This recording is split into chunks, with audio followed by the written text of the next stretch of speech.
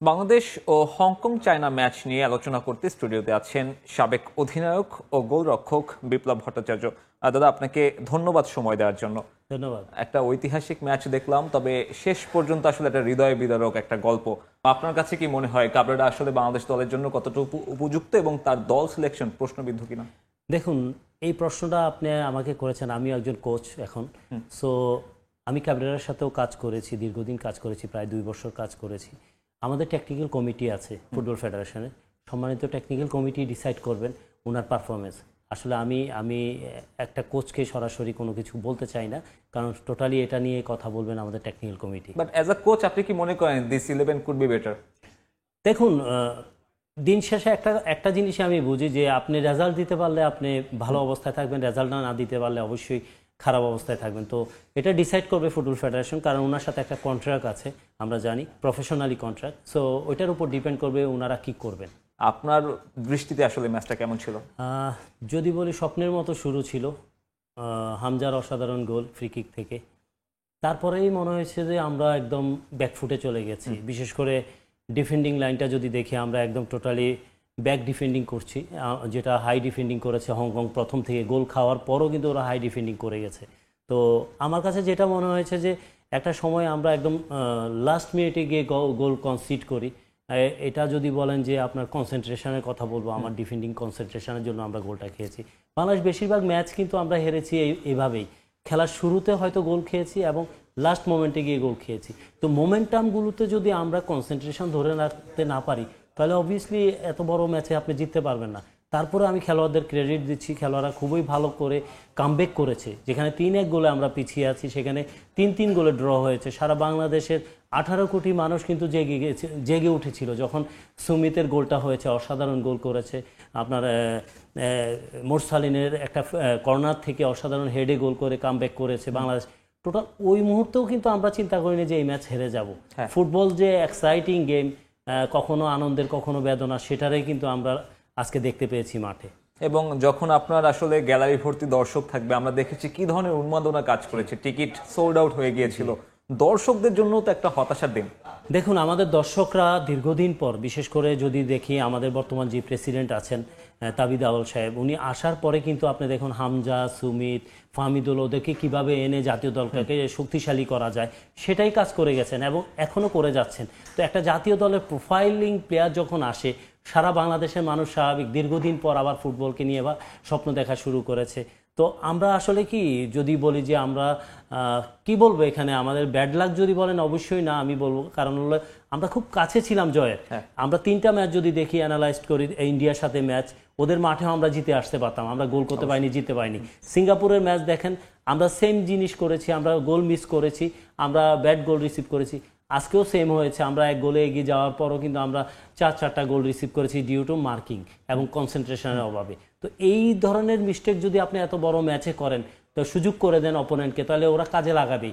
আমি অবশ্যই আজকের ম্যাচটা যদি বলি যে আমার টিমকে, বিশেষ করে আপনার জায়ান, ফাহমিদুল, জামাল এবং সুমিত নামার পর টোটালি টিমের গেম মোমেন্টামে চেঞ্জ হয়ে গেছে এবং বাংলাদেশ কিন্তু একের পর এক অ্যাটাক করছিল। বিশেষ করে জায়ান যেভাবে উঠছিল, সুন্দর ক্রসগুলো করছিল, জামাল ভুঁইয়া দিচ্ছিল, ভালো বল সেট পিস করছিল এবং ফিনিশিংগুলোও হচ্ছিল সুন্দর। তো আমার মনে হয় যে এখানে জায়ানকে মনে হয় আরেকটু আগে যদি নামানো যেত, অ্যাটাকিংটা পারতো, সুমিতকে আরেকটু আগে নামানো হলো আমার কাছে মনে হয় বেটার হতো। আমি আসলে এই পয়েন্টই দাদা আসতে চাচ্ছিলাম, আসলে আমরা খুব একটা গদ বাঁধা প্র্যাকটিসের মধ্যে পড়ে আছি কিনা। 60 মিনিটে 3টা চেঞ্জ আমরা দেখলাম, যেখানে 45 মিনিটে আমরা আসলে পিছিয়ে গিয়েছিলাম। সব মিলিয়ে আপনার কাছে একাদশটা কেমন পরিবর্তিত একাদশ হতে পারতো এবং 60 মিনিটের পর খেলাটা আপনি কেমন দেখলেন? দেখুন, আমার কাছে যেটা মনে হয়েছে, যখন আমরা 1-1 গোলে ড্র করে আমরা গেলাম, বিরতিতে গেলাম, তখনই আমার কাছে মনে হয়েছে যে সুমিতকে দেওয়া উচিত ছিল, সুমিত, জায়ান, জামালকে যদি ওই সময়, কারণ আমরা দেখছিলাম সোহেল টোয়েল ওরা মিস করছিল, মিস্টেক করছিল। তো আমরা এইসব জায়গায় যদি আমরা আরেকটু চিন্তা করতাম যে আরেকটু আগে যদি চেঞ্জিংগুলো হতো, আমার কাছে মনে হয় বেটার হতো। আর সবচেয়ে বড় জিনিস যে এই ধরনের একটা ম্যাচে যদি আমার গোল কনসিড করি, বাজে গোল রিসিভ করতে থাকি, তাহলে আপনি ম্যাচ জিততে পারবেন না। তারপরে আমি খেলোয়াড়দের অবশ্যই ধন্যবাদ দিচ্ছি যে এই ম্যাচ 3-1 গোলে পিছিয়ে থাকার পরও আমরা গোল করে ফিরে এসেছি। তো এই এই মোমেন্টামটা কিন্তু বাংলাদেশের মানুষের জন্য অনেক বড় ছিল, যখন 3-3 গোলে ড্র হয়েছে, 3-3 গোলে হয়েছে, খেলা শেষ হবে, বাঁশি বাজবে, আমরা আনন্দ করব। সত্যি কথা যে একটা পয়েন্ট পেলো আমাদের জন্য অনেক খুশির ছিল। অবশ্যই অবশ্যই। এবং কোচ বলছিলেন ম্যাচ পরবর্তী সংবাদ সম্মেলনে যে সমিতের যে চোটটা ছিল মাস দুয়েক আগে, সেই চোটের কারণে তাকে হয়তো বিশ্রাম দিচ্ছে, বাট এই ধরনের ক্রুশাল ম্যাচে আপনি কি মনে করেন এটা আসলে অ্যাপ্রোপ্রিয়েট? দেখুন, কোচ ডিসাইড করবে, উনি সর্বে সর্বা। কারণ দিন শেষে ধরেন ভালো কিছু হলে কোচকে অবশ্যই বাহাবা দিত, খারাপ হলে সবাই বলবে। এটাই ফুটবল আর এটাই ক্যারেক্টার। একটা জায়গায় যখন আপনি ভালো কিছু করবেন তখন সবাই আপনাকে বাহাবা দিবে। তো দিন শেষে আসলে আবেগের জায়গা ফুটবল। আমাদের মানুষ কিন্তু ধরেন খুব কাছে গিয়েও কিন্তু হতাশ হচ্ছে। তো এসব কারণে অনেকে ক্ষোভের সাথে অনেক কথা বলে। তো আমার মনে হয় যে অ্যাজ এ প্রফেশনালি কোচ তার মতোই কথা বলবে, উনি যেটা ভালো বুঝেছেন সেটাই করেছেন। তারপরেও ধরেন লেটস সি, আমাদের সামনে আরও দুটো ম্যাচ আছে, বিশেষ করে হংকং এবং ইন্ডিয়ার সাথে আমাদের হোম গ্রাউন্ডে খেলা। তো আমার কাছে মনে হয় যে হংকংয়ের ম্যাচটা অনেক টাফ ম্যাচ হবে। আমরা আজকে খেলে আবার ট্রাভেল করবে আমাদের টিম, তো হংকংয়ে গিয়ে অ্যাওয়ে ম্যাচ, ওরাও আমাদের সাথে ট্রাভেল করে গিয়ে খেলবে। দিন শেষে ওরা অ্যাওয়েনেসটা হয়তো কাজে লাগাবে আমার কাছে মনে হয়। দাদা, আমরা মিতুল মার্মাকে দেখলাম, অনেক সমালোচনা হচ্ছে, দর্শকদের মাঝে প্রতিক্রিয়া আছে।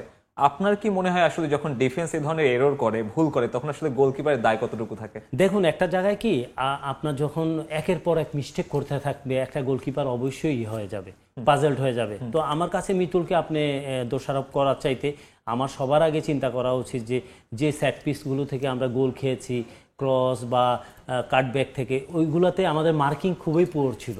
তো ওইসব জায়গায় ডি এর মধ্যে থেকে যদি আপনার শর্ট রেঞ্জে গোল করে, মিতুলের কিছু করা যায় না। তারপর মিতুলের দেখেন একটা অসাধারণ সেভ ছিল, একটা দুইটা সেভ ছিল। তো মিতুল মানে ডে বাই ডে সে কিন্তু ভালো করে আসছে জাতীয় দলে, সো ভালো খেলছে। তো আমার মনে হয় যে mistake part of the game. তো আমার মনে হয় যে এই জিনিসগুলো আমাদের চিন্তা করতে হবে, আমরা এত মিস্টেক করছি কেন।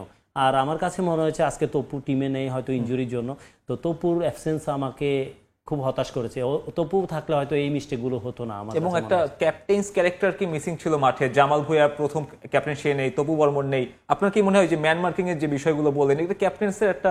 দেখুন, লিডিং অবশ্যই একটা অনেক বড় ব্যাপার, ফ্যাক্টর। একটা দলের লিডার অনেক বড় ব্যাপার। তারপরেও আমি বলবো যে ডিফেন্ডিং এ দেখেন, আজকে যদি ম্যাচটা টোটাল দেখেন, হামজার এফোর্ট অসাধারণ ছিল। সে ডিফেন্ডিংও করছে, সে অ্যাটাকিংয়েও যাচ্ছে এবং গোল স্কোরিংও করছে। সো একটা খেলোয়াড়ের কাছ থেকে আপনি আর কত প্রত্যাশা করতে পারেন? তো আমার মনে হয় যে ফুটবল 11 জনের খেলা, সবাই যদি একটা রিদমে, একটা লেভেলে যদি পারফরমেন্স করে, অবশ্যই ভালো রেজাল্ট পাবেন। আপনি ইয়ের কথাই বলেন, হংকংয়ের কথা বলেন, 3-3 গোলে হওয়ার পরও কিন্তু ওরা খেলা ছাড়েনি। ওদের এফোর্টটা দেখেন, ওরা সুযোগটা পেয়েছে, সুযোগটা কাজে লাগিয়েছে। আমরা পারিনি, আমরা ম্যাচ হেরেছি। তো এখানেই আমাদের সাথে ওদের ডিফারেন্ট। আমাদের মোটামুটি দাগে যদি বলি, আমাদের এশিয়ান কাপ কোয়ালিফায়ার স্বপ্ন শেষ, হয়তো টেকনিক্যালি টিকে আছে। মানে এখান থেকে আসলে পরের ধাপটা কি হতে পারে আপনার কাছে? দেখুন, আমি শুধু এটাই প্রত্যাশা করব, নেক্সট ম্যাচটা হংকংয়ে আমরা ভালো অন্তত একটা পয়েন্ট নিয়ে ব্যাক করি।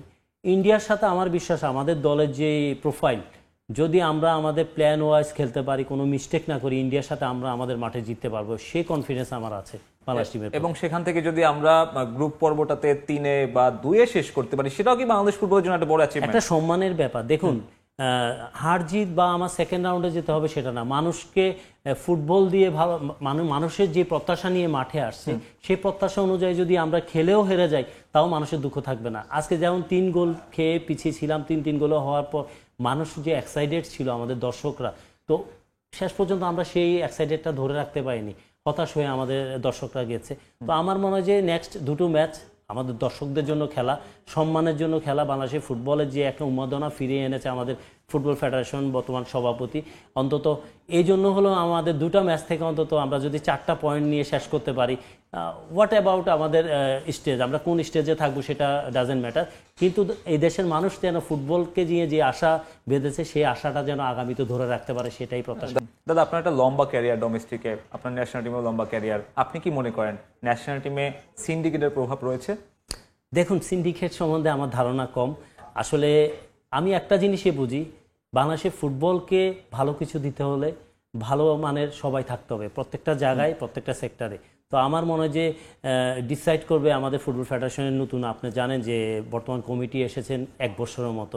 তো এর মধ্যে ফুটবলটাকে একটা নবজাগরণ উপহার দিয়েছেন এবং ডে বাই ডে কাজ করে যাচ্ছেন। তো আমার বিশ্বাস খুব তাড়াতাড়ি আমরা হয়তো ভালো কিছু দেখতে পারবো।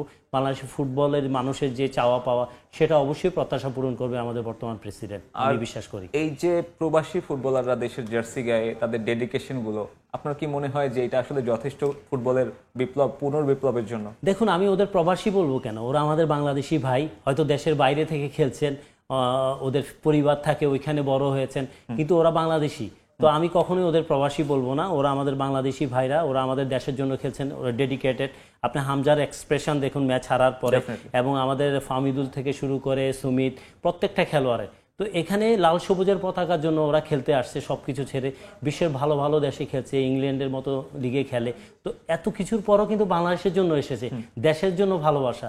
তো আমি মনে করি ওদের সম্মান করি, কারণ জামাল ভুঁইয়ার কথা বলেন, দীর্ঘদিন ধরে দেশকে সার্ভিস দিচ্ছেন। তো আমার মনে হয় যে ওরা কিন্তু দেশের মায়ায় এসেছেন, লাল সবুজের পতাকার জন্য এসেছেন। ওরা আমাদের ভাই, ওরা আমাদের বাংলাদেশি, আমি কখনোই ওদের প্রবাসী বলবো না। এবং তাদের কাছ থেকে আসলে আমাদের লোকাল ফুটবলারদের কতটুকু শেখা উচিত, বোঝা উচিত? অবশ্যই ওদের মধ্যে প্রফেশনালিজম অনেক, কিভাবে মেনটেন করা, এবং একজন প্রফেশনাল খেলোয়াড় হতে হলে তাদের কি কি মেনটেন করতে হবে, এই জিনিসগুলো ফলো আপ করা। তাদের হাম্বেলনেস, আপনি যদি হামজার কথা বলেন, ওর যে প্রোফাইল সে অনুযায়ী সে যেভাবে হাম্বেল, মানুষের খুব কাছে যাওয়া, প্রত্যেকটা প্লেয়ারকে আপন করে নেওয়া, কোচিং স্টাফকে আপন করে নেওয়া। তো এটা আসলে একটা জিনিস আমরা যেমন বট গাছ দেখি, যত বড় হয় নিচের দিকে নুয়ে যায়, সেম একটা বড় প্লেয়ারের এটাই গুণ। তো আমি হামজার মধ্যে, জামাল ভুঁইয়ার মধ্যে, সুমিতের মধ্যে সেই জিনিসগুলো দেখতে পাচ্ছি। ওরা অনেক বড় লেভেলের প্লেয়ার হয়ে কিন্তু মানুষকে এত আপন করে নিয়েছে। তো এটা কিন্তু একটা পরিবারের মতো, তারা লাল সবুজের জন্য খেলতে আসছে। এটা আমার কাছে অনেক বড় পাওয়া ছিল, আমার দেখা মানে সেরা। সত্য কথা যে এরকমভাবে মানুষের প্রতি ভালোবাসা দেখানো, খুব কাছে যাওয়া, মিশে যাওয়া, ওদেরকে খুব তাড়াতাড়ি ওরা মানিয়ে নিতে পেরেছে। বিপ্লব দা, আমরা আসলে এই সব হতাশার গল্পের একপাশে রেখে আমি যদি বলি 40 ধাপ এগিয়ে থাকা একটা দলকে আপনি অলমোস্ট 100 মিনিট আটকে রাখলেন, এই সব গল্পগুলোই কি আসলে সামনে যে একটা সুদিন আসতে পারে সেটার পূর্বাভাস? দেখুন, এখান থেকে আমরা শিক্ষা অর্জন করতেছি, আমরা কি কারণে হারছি, আমাদের ভুলগুলো কোথায়। আমরা যদি আমাদের ভুলগুলো নিয়ে কন্টিনিউয়াস কাজ করতে পারি, এই ভুলগুলো নিয়ে যদি আমরা শুধরাতে পারি সামনের দিকে, তাহলে আমরা ভালো কিছু প্রত্যাশাই করতে পারি। আমরা বলি যে গোল করতে পারি না, আজকে আমরা 3 গোলে পিছিয়ে থেকে 3-3 গোলে ড্র হয়েছে। তো আমরা তো পারি, সবকিছুই পারি। দেখুন, সাহসীরাই জিততে পারে, যারা সাহসী তারাই জিতবে। তো আমাদের সাহস করে খেলতে হবে, আমরা অ্যাটাকিং ফুটবলটাই খেলবো, এবং আমরা হারতে হারতেই জিতবো। আমরা মিস্টেক করব, মিস্টেকগুলো আমরা আবার ফাইন্ড আউট করবো যে আমাদের কোথায় কোথায় মিস্টেক আছে। এই জিনিসগুলো যত ফাইন্ড আউট করবো, একটা সময় গিয়ে আমরা ভালো কিছু করতে পারবো। সেই দিনের অপেক্ষায় আছি আমরা। তার মানে দর্শকদের জন্য সুদিনটা খুব কাছে। অবভিয়াসলি আমাদের দর্শকরা যে ভালোবাসা দিয়েছেন আমাদের খেলোয়াড়দের, এবং বাংলাদেশের ফুটবলকে আবার নতুনভাবে যে উন্মাদনা তৈরি হয়েছে, সেই জিনিসটা অবশ্যই আমি দর্শকদেরকে ধন্যবাদ জানাচ্ছি। আপনারা আবারও মাঠে, আপনারা এভাবে সাপোর্ট দিন বাংলাদেশ টিমকে। আমার বিশ্বাস এই যে বাংলাদেশের খেলোয়াড়রা হতাশ করবে না, খুব তাড়াতাড়ি আমরা আপনাদেরকে ভালো কিছু উপহার দিতে পারবো, আমার বিশ্বাস। এবং ছোট্ট করে জানতে চাই একদম, ফুটবলের সেই সুদিনগুলো এখন খুব বেশি মনে পড়ে কিনা? হ্যাঁ, অবভিয়াসলি মনে পড়ে, অনেক কিছু, অনেক স্মৃতি আছে। 99 sub games, 2003 sub football, 2010 sub football, এবং 2010 south Asian games champion beach ফুটবলে, যেটা এখনও নাড়া দেয় আমাকে। তো মিস করি অনেক কিছু, বাংলাদেশের ফুটবলের অনেক কিছুই পেয়েছি আমি। এখন হয়তো আমরা আবারও সেই সামনে সেই সুদিনগুলো ফিরে পাবো। বিপ্লব ভট্টাচার্য, আপনাকে অসংখ্য ধন্যবাদ আমাদেরকে সময় দেওয়ার জন্য। দর্শক, স্টুডিওতে ছিলেন সাবেক অধিনায়ক ও গোলরক্ষক বিপ্লব ভট্টাচার্য।